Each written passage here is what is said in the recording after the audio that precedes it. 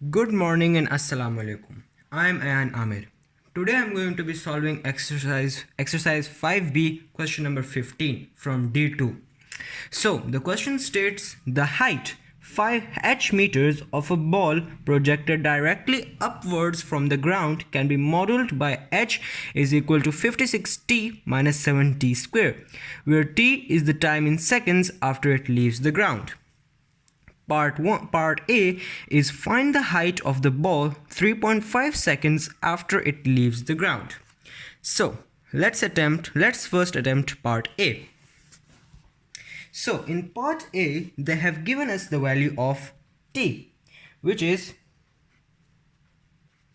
3.5. So now we will insert this value. Now we will substitute this value into this equation. So h is equal to 56 multiplied by 3.5 minus 7 into 3.5 square. Because as you can see, t is being multiplied with 56 and t here is squared and is being multiplied with 7. So we have simply substituted the value of t. Now we will multiply 56 with 3.5.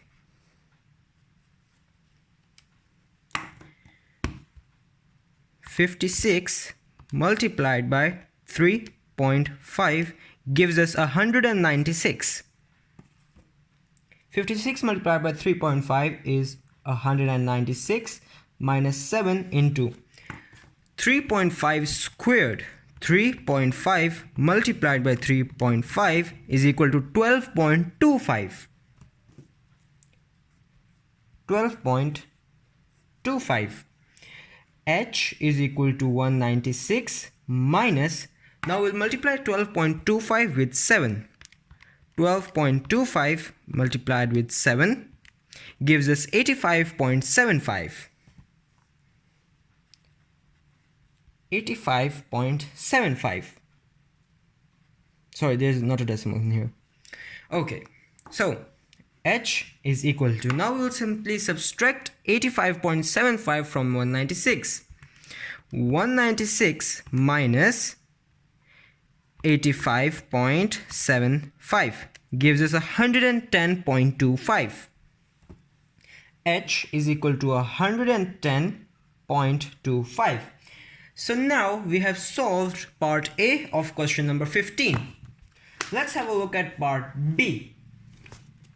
So, in part B, at what time will the ball strike the ground again?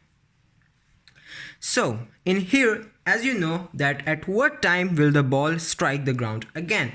That means that we will have to take the value of height 0, because obviously if the ball has struck the ground again, that means the height at that time will be 0. So, h is equal to 56t minus 70 square. Obviously we will substitute h with 0. 0 is equal to 56t minus 70 square. So now we can simplify this side of the equation or factorize this side of the equation even more. 0 is equal to, we can take 7 as common in here, 7t as common in here, 7t into 8 minus t. As you know that 7t multiplied by 8 will become 56t minus 7t multiplied by t will be 7t squared. So we have factorized this. So now we will get two possible values of the variable t. First of all, we will take 7t is equal to 0, and then we will take 8 minus t is equal to 0. 7t is equal to 0. As you can see that 7 is being multiplied with t, so when we will transfer it to the other side, it will get divided by 0. t is equal to 0 by 7. As you know that anything if multiplied by 0 or divided by 0, we will get 0. So t is equal to 0. In here, 8 minus t is equal to 0. If we transfer 8 to the other side, we will get minus t is equal to 0 minus 8, because here 8 is plus. Then when we will transfer it to the other side, we will get, it will become minus. So minus t is equal to minus 8. As you can see that we have the minus sign on both sides of the equation, so we can cut them. So we can cancel them together. So t is equal to 8. Now we either have the value of t as 0 or we have the value of t as 8. Now we will attempt part C. Part C asks, when will the ball be 49 meters above the ground? Briefly explain why there are two possible answers. So they have asked us, when will the ball be 49 meters above the ground, which the 49 meters is the height, and then they have told us why are there two possible answers. First of all, we will substitute the value of h, which is height. H is equal to 56t minus 70 square. The value of h we have been given 49, so 49 is equal to 56t minus 7t minus 7t square. So as you can see, we can once okay, so when we will transfer this 49 to this side of the equation, it will become minus 49. So and we will be left with 0 on this side of the equation, in other words the LHS of the equation. So 0 is equal to 56t minus 70 square minus 49, because it was plus 49. When we will transfer it to the other side, it will become minus 49. So now we will have to make this side of the equation into a standard quadratic equation, which means we will have to do this: minus 70 square plus 56t minus 49. Now as you can see, we can once again take the common in this. 0 is equal to, now as you know, we must always try to remove the minus with the first term of the equation. We should never have a minus negative number as the first term of the equation. So we will take minus. So what else is the common in this equation? That's right, 7. Minus 7 minus 7, like this will be minus 7 into t square minus plus minus 7 8 0 is 56 8 t minus minus plus. Okay, so we have this equation. Now we have factorized this equation. So now we have like minus 7 is being multiplied with t square minus 8t plus 7. Now we can do this. 0 we can take the value of like okay, so when we will do this in here, now we can solve this equation by like factorizing it even more. 0 is equal to minus 7. This will remain the same. We are just trying to factorize this even more. So the way to factorize this, we will use the increase decrease method. As you can see that the coefficient with t square is 1. So when 1 will be multiplied with 7, we will get 7. We will get 7. And it is plus 7, so it will decrease. Plus decrease. So when we will decrease 8, we will decrease 8 of course. 7 multiplied by 1. We've already gotten 7. Good. So 7 multiplied by 1. Let me do it here. 7, 1. How will we get minus 8? Yes, we will get minus 8 if it is minus 7 and minus 1. Okay, so we'll do it like this. T square minus 7t minus t plus 7. As you can see, we have further factorized this. So 0 is equal to, now we can make pairs in here.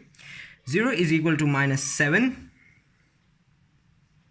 The pairs will be like it will be we can, the common in this is t, so we'll take t, and then it will be like t minus 7 in here, minus 1, because the common is 1, there is no real common, so we'll take 1 as the common, 1 into plus minus minus t minus 7. So it will be like this. Now let's turn to the next page.